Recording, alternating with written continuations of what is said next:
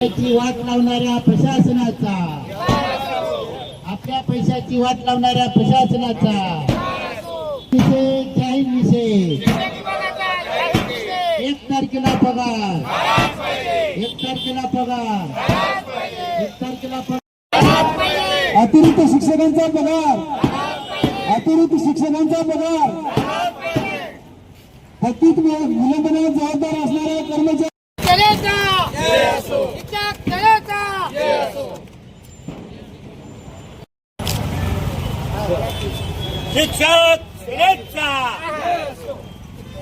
नांदेडच्या वतीने आज जिल्हा परिषद समोर ढोल बजा आंदोलन आम्ही या ठिकाणी करत आहोत.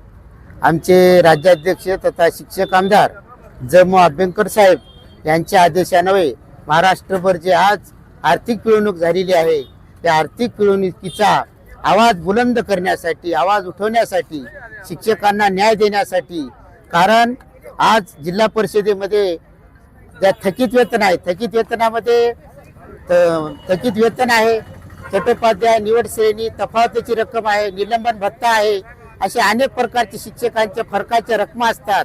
त्याचबरोबर सेवानिवृत्त शिक्षक यांचे 7व्या आयोगाचे वेतन आयोगाचे हप्ते आहेत, त्यांच्या वेतन श्रेणीचे हप्ते आहेत. हे सर्व पैसा जिल्हा परिषदेला 14 कोटी रुपये आलेला होता. गेल्या वर्षी पण असंच केलं प्रशासनानं.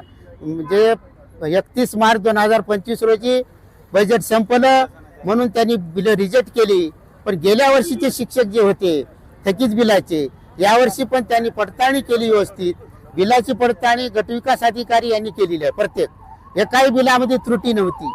सगळे बिलात म्हणजे त्रुटीने पाठवलेलं होतं. शिक्षण विभागात आलं. शिक्षण विभागामध्ये आल्यानंतर त्यांनी फक्त काय वाट पाहत होते, 31 तारखे रोजीच का त्यांनी बिल ट्रेझरीला पाठवलेले आहे. या बाबतीमध्ये चौकशी झाली पाहिजे, कारण 16 तालुक्यामधून 3 तालुक्याचे पैसे शिक्षकांच्या खात्यात जमा झाले, ते आपण परिपूर्ण झालेले नाहीत. म्हणजे हे काय खेळ चालू आहे, हा कोणता प्रकार म्हणावा? तुम्ही कशासाठी हा पैसा जमा केला नाही? कारण तुम्ही कशाची वाट पाहत होता? काय कारण होतं? कारण 31 तारखेला 11 वाजता, 11:30 वाजता, म्हणजे एवढा वेळ तुम्ही काय केलात? कारण तुमच्याकडे कोण येत होतं? तर या बाबतीमध्ये यांची कॉल रेकॉर्डिंग, यांनी जे कुणाकुणाला फोन केले किंवा गुगल पे असेल, फोन पे असेल, त्यांचे मित्र असतील, पाहुणे असतील, त्यांच्या सोबतचे कोणी असतील, यांच्या याची चौकशी झाली पाहिजे. आणि चौकशी करून शिक्षकांच्या आर्थिक पिळवणूक करणारे जे कर्मचारी, अधिकारी कोणी असतील, यांना निलंबन तात्काळ केलं पाहिजे. आम्ही हा लढा इथंच नाही, पूर्ण महाराष्ट्रभर आयुक्त असतील, सहसचिव असतील किंवा संचालक असतील, त्यांच्यापर्यंत आमची जमा अभ्यंकर साहेब यांच्या नेतृत्वाखाली आम्ही हा लढा लढत आहोत. आणि नांदेड जिल्ह्यामध्ये ज्या शिक्षकांची आर्थिक पिळवणूक करून आज आमच्या बांधवांचे लग्न आहेत, मुलं पाल्यांचे, काही ठिकाणी दवाखान्यात ऍडमिट आहेत. आज माझ्या एका विद्यार्थ्याची शैक्षणिक फीस भरायची आहे, मेडिकलची आहे, इंजिनिअरिंगची आहे. अहो, ह्या पैशावर आम्ही नियोजन केलं होतं, पण तुम्ही 2-2 वर्षे. आणि हे एक महत्वाची सगळ्यात गोष्ट आहे की हे जे थकीत वेतनाचं टॅब आहे 2.0, हे टॅब दरवर्षी 31 मार्चला जमा होत असतात.